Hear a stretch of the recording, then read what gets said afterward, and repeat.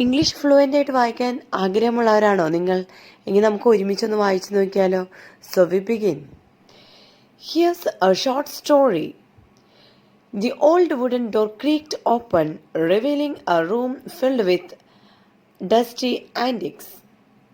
Emma's eyes widened as she stepped inside.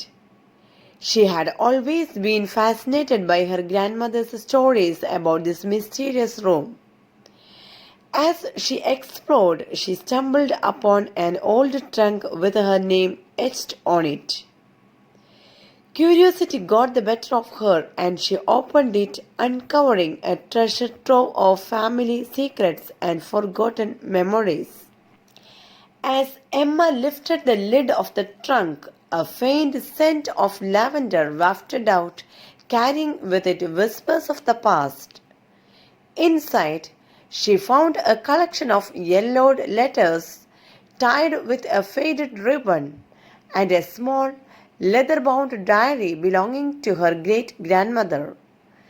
The letters were addressed to her grandmother, and as Emma untied the ribbon, she noticed that they were written in a language she couldn't understand. But the diary was filled with sketches of flowers, trees, and a beautiful garden that seems to come alive on the pages. But where would it lead her?